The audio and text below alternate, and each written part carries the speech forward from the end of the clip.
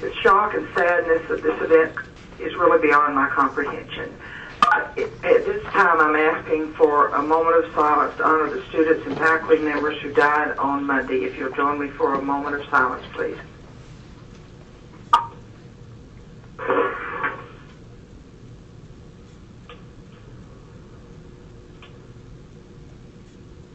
Thank you very much. I want to begin by noting that our presidents and boards of trustees are dedicated to their goal for student and campus safety, and that our universities all have emergency management plans in place. They do routinely prepare for emergencies of all types. But as we saw, the tragedy in Virginia was something no one could ever even imagine. It was a very troubled student, a gun, and 33 lost lives. The most important action for this board right now is to focus on how well prepared our universities are to respond to this or any other crisis. At this moment, we have the responsibility for the safety and well-being of 350,000 students, faculty, and staff. The universities have plans in place to secure the campuses. This terrible tragedy gives us an opportunity to assess our own vulnerabilities, and then to determine how we can be more prepared. This week is different from last week. We've had this discussion before. We've continued to work on our policies and procedures, but now's a different time. We need to have different procedures in place. Over the past several days, staff has been working with our vice presidents of administrative affairs on our campuses, the budget officers, police chiefs, and the vice presidents of students affairs to assess where the universities are and their capacity to respond to a similar emergency on their campuses. We asked them for their considered judgment about what we as a board could do and should do to raise attention to the legislature in this session. I'd now like to ask Chancellor Rosenberg to present these recommendations specifically on budget and policy issues. Chancellor, please. Thank you, Madam Chair. This is Mark Rosenberg. I'm Chancellor of the State University System. Our universities, as you have pointed out, are ready and prepared to respond to this unspeakable tragedy. In fact, we have had a number of reports to our board through our system-wide emergency management task force that have recommended, if you will, a beefing up of policies and support to respond to emergencies, and I will be bringing back recommendations from that task force over the next few meetings. As you point out, Madam Chair, each of our universities does have emergency management guidelines and standard operating procedures. Most of these are predicated on weather, water, or wind events. Of course, these events can be predicted with enough anticipation to allow our advanced planning and response on our campuses. But the tragic events of April 16th reveal that our universities are fragile environments that can forever be disrupted at a moment's notice. And while we cannot foresee what might happen, and while it is difficult to prevent something that may only be hypothetical, we do have the obligation to do what we can. And what we must do is provide assurances to our students, their families, and the citizenry of the state that we are doing what we can to improve our ability to protect our students, faculty, and staff. And so it is time now for actions to replace words. And today we start down this new path, one that will take some time to traverse, but one that we must traverse. What do we expect? First of all, that our universities set the example in training, staffing, and technology to provide the best possible opportunity to prevent or mitigate the possibility of a calamity similar to that brought on to Virginia Tech on Monday. Specifically, Madam Chair and members of the board, following 2 days of consultations with our presidents, our student government leadership, the vice presidents of student affairs, our chiefs of police, our vice presidents of administration and business, we want to propose to this board the following. First, that you approve the development of a multi-year review, development, and implementation of a comprehensive emergency management plan that provides training, staffing, and technology at each of our universities to provide the highest level of response capability possible. And second, that you consider two specific immediate initiatives. First, on the recommendation of our 11 institutions, we have identified top priorities for a funding request that we will take this afternoon, if you approve, to the state legislature. These priorities are to expand the number of police on each campus and to improve their training and preparedness, and to accelerate the installation of emergency communication systems improvements, which would include equipment and training. Let me be a little bit more specific. We request $1.5 million in one-time funds so that each of our institutions can develop or complete the development of an emergency alert system and related training that will provide immediate notification to students and staff through reverse 911, instant messaging, email, loudspeaker, siren, and or any other device appropriate to each campus. This system should be responsive to the needs of individuals who need TTY, TDD services. It should be redundant, Madam Chair and members of the board, or duplicative.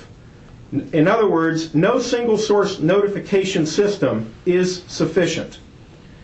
We also seek to place more uniformed officers on our campuses and lower response time to issues that require a police presence. And of course, we seek additional training for all officers who recognize that the boundaries of their on-campus responsibilities regrettably changed forever on Monday. Should funds be available, we would like to request additional lines for mental health advisors and counselors. If not this year, then we will come back immediately next year for this support. Thus, we request an amendment on our board-approved legislative budget request of $1.5 million in one-time funds to secure additional instant notification equipment, and we seek $2 million in recurring funds as a first phase of a multi-year initiative to increase the number of police and student advisors, mental health counselors for our campuses. Are there any questions of the Chancellor of the specific request? Before we have... Madam Chair, I do have a second related part. If I could just share that with you, and then... Can we do it at one time? Go right ahead. Yes, ma'am, because it's related, I believe, to... Okay. A second initiative, and this relates to the policy framework under which we all work, is that I do request that our board receive, perhaps at our next meeting, a review of best practices in policies and procedures for the early identification of and intervention with distressed students and students exhibiting behavior of concern to the university community. And in that regard, I call on our 11 universities to review policies related to involuntary medical dismissal to ensure that they are adequate in light of the lessons that we are learning from April 16, 2007. For those universities that do not have a policy on involuntary medical dismissal, we urge your boards to consider one as soon as possible. We must err on the side of protecting the many against the few who are demonstrably incapable of coping with the world of complexity that our campuses have become. Madam Chair, essentially we have a specific budget request, but we also have a policy initiative that we would like for the board to consider. Yes. Are there questions from our board members of the Chancellor or comments? This Costello, I have a comment. I'm confident that in the past, even before this terrible thing that happened this week, that our presidents have been cognizant of problems that might occur. We had a problem when I was on the Board of Trustees at the University of South Florida, and we decided to dismiss this individual off campus because of the concern of safety to students and administrative and staff and professors. we did, Judy Genshaft did dismiss this individual. She could not fire him. She could get him off the campus because of safety. So I'm confident that in the past, our presidents have known of these things and have done the best. But I certainly appreciate and approve of the Chancellor's motions at this time. I think it's a different world today, and I think we have to do what the Chancellor has recommended. Are you moving the recommendations, guys? Are you moving? I move the recommendation. Second. Any discussion or comment? Madam Chair, Stan Marshall. I noted the Chancellor had mentioned the involvement of campus people, individual university people, in formulating this plan. And I just want to stress that it seems to me that much of this would be a campus responsibility. For example, a specific mention that there needs to be an increase in police presence. Is it not possible that some campuses would say, we have enough police, we have other needs that come before that? So I just want to make the point that I hope there will continue to be heavy involvement of Welcome to Verizon Wireless. The wireless customer you called is not available at this time. Please try your call again later. Announcement 1/45152-3. In recognition of the fact Welcome to Verizon Wireless. The wireless customer you called is not available at this time. I don't know what to do. Please try your call again later. Announcement 1/45152-3. To continue, in recognition of the fact that needs vary from campus to campus, and that in many ways I would think the boards of trustees would be very much on top of this on an individual campus basis, and that we recognize that. And it may very well be that we're recognizing it adequately, but I just wanted to mention that as a reminder. Thank you, Governor Marshall, and I think it's very important, and that's why the chancellors work closely with the universities, and we want our recommendation not to limit what universities do with the money toward the same goal, because some of them have systems that are more further along than others and would need the money for more specific issues, for different issues. So thank you very much for that. Chancellor, would you like to comment?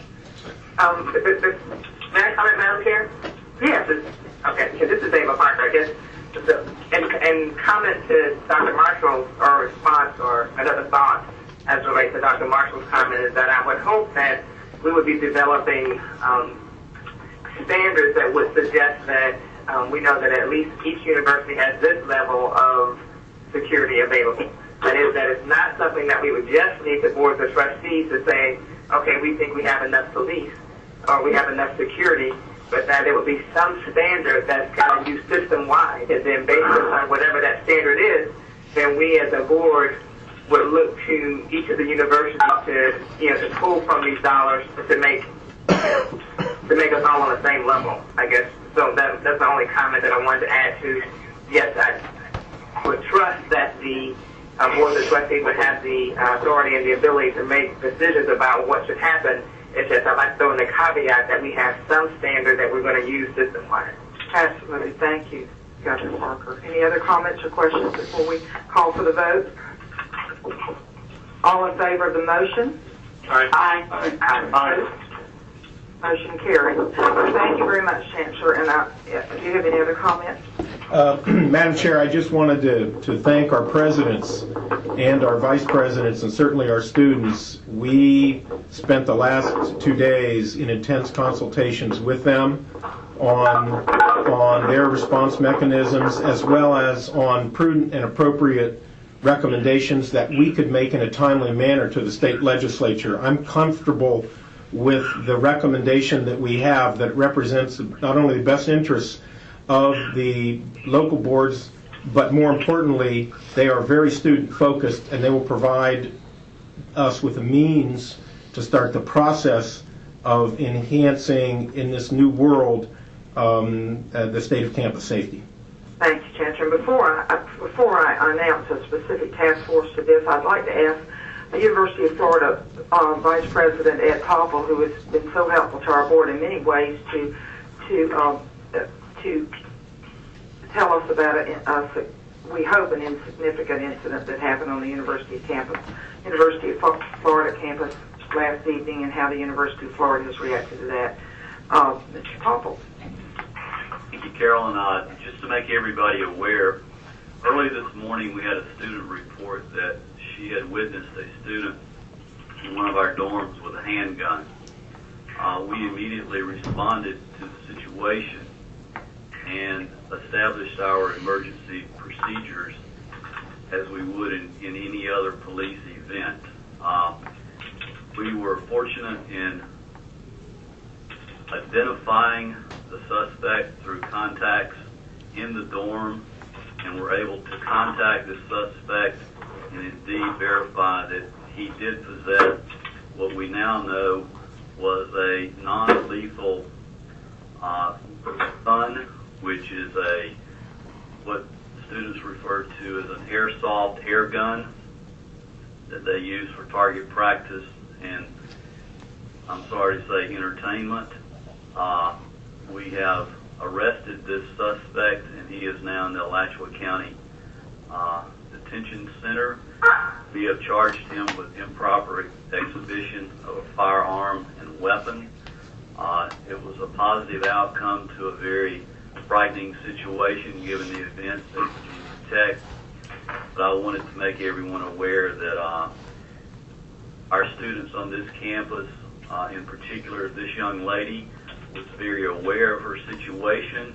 She was very responsive, very much communicated in the proper way what she saw, and likewise the student who did possess this airsoft air gun was also very cooperative, even though it was not a very smart thing to have in your possession.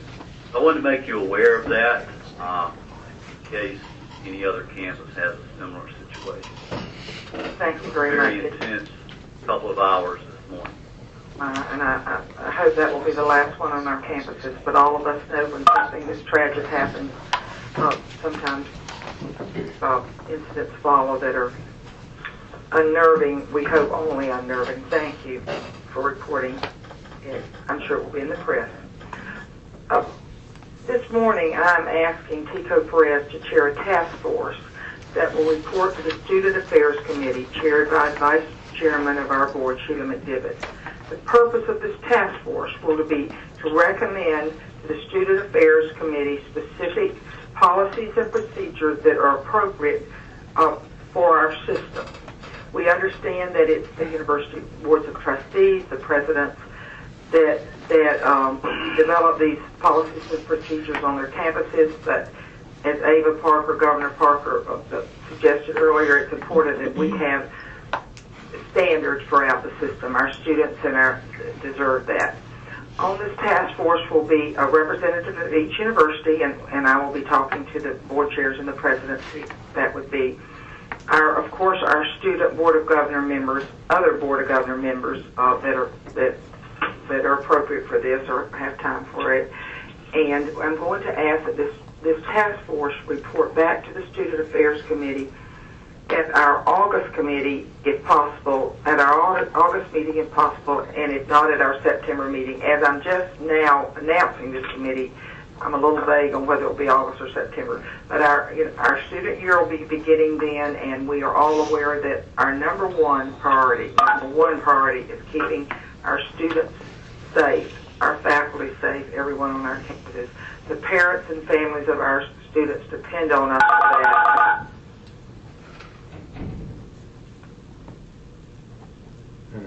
Carolyn? Anyone? Is anyone still on the line? The line went dead. What time is it? It's still running. Should I redial? I think you need to. Yeah. 9:20. What time did we order it till? It's our line. All the time. All the time. How strange. House doesn't know how. Is anyone going to mention the FAMU bomb threat and how they responded to that? Welcome to Suncom Reservation List I wasn't Conference. sure. I didn't Enter your conference officially code, mention that. followed by the pound or hash sign. But Carolyn insisted on it. Thank you. If you are the leader, press star now. No, I'm not the leader now. Who's the leader? Who's the Yeah. You're the leader. After the tone, state your name, followed by the pound or hash sign. Carolyn. Mikey Vesterberg, yeah. Thank you.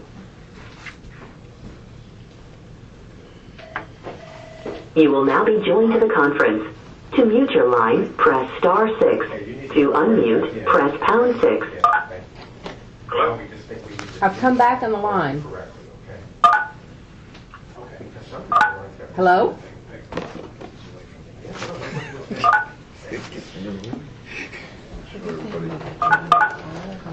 Carolyn, are you still there? Hello, sorry, this is Stavros. We were cut off. I just got back on. Yeah, we were all cut off. Okay. Carolyn is calling back. Okay. It has to do with the BlackBerry phone. This is This is a Find out what's going on here, okay? Suncom. That's not acceptable. We need to figure it out. Do an alternative, okay? Okay, Carolyn, are you back on? Hello? Good morning. Who's on? I think everyone was disconnected. Yeah, everybody was. You were in the midst of discussing the task force, right there. Madam Chair will be coming back in. She was disconnected as well, and she will be coming back in. We apologize to you for the dysfunction, and it's a good thing this isn't an emergency of the moment, making the case for the need to invest in technology that works.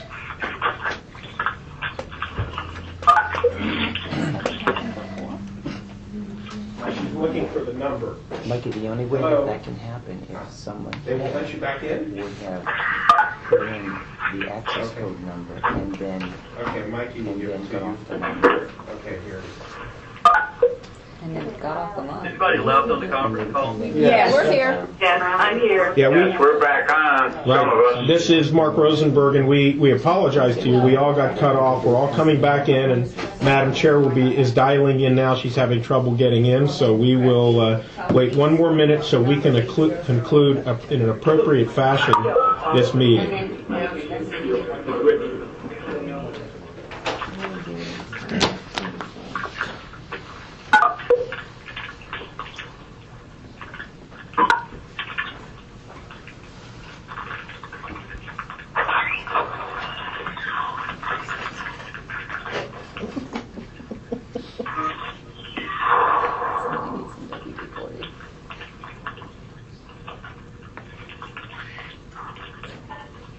If the press have stayed on or come back, we will afterwards, if you stay on the line, we will, Mr. Edmonds will manage a press conference for you if you stay on the line after we conclude this meeting.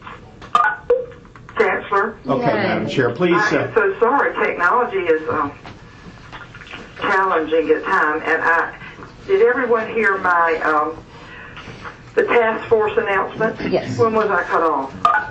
You mentioned McDevitt to be in charge, and then you were No, talking. Tico Perez is going to chair it, guys, and it's going to report to the Student Affairs Committee chaired by Sheila McDevitt. Good. Did I go through the whole thing? Madam Yes. Chair, Was I cut off? Madam Chair, this is Ari Lamont. I think you were cut off right at the point when you said that the task force would be reporting to the Board of Governors. Right. That We ends report- August or hopefully our September. goal will be August, but after talking with the staff and the chair of that task force, it's September at the latest, because that's when our students are back in full force, and our goal for safety for our students will be number one. Are there any comments or questions? Chancellor? No, ma'am. I think that is. We have requested that the press stay on if they care to, so that we can answer any questions of Okay. immediate concern. And I just want to thank everyone for their for their attention and their immediate concern. Thank you very much. And now the meeting is adjourned. I'm sorry about the technology issue. If the press will stay on for any questions, we will stay on to answer them. Thank you very much. Thank you. Okay. Questions for the press? Everybody, thank you. And Dottie, I need you to stay.